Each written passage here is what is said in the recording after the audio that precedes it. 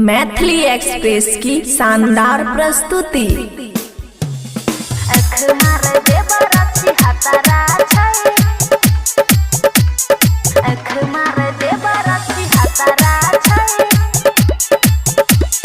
Dubai गइल सखी भातरा छै, दुबई गइल सखी भातरा छै,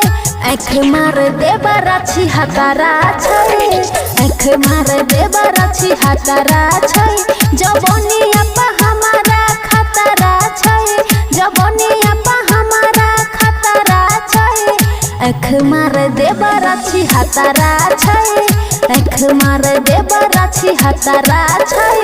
DJ good Madhubani, DJ good Madhubani, आँख मार देबर अछि हतारा छै,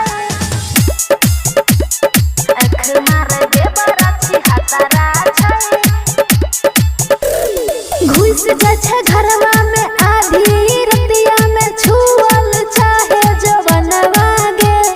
कहै छै भाभी गहिर तोर नाभी, देखी के बिगड़ल मनवा गे,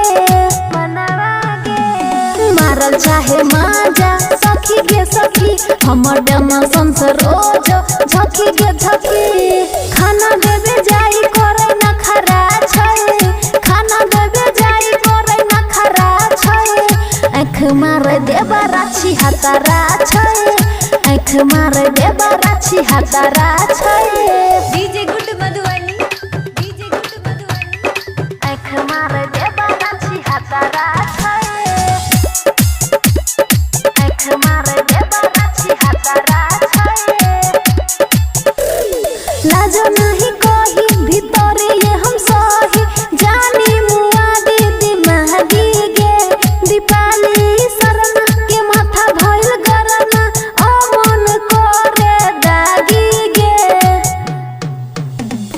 डीजे गुड्डू राज आज हो, खोलते में देखल बगाज हो, नहाई त झाकत लबरा छै,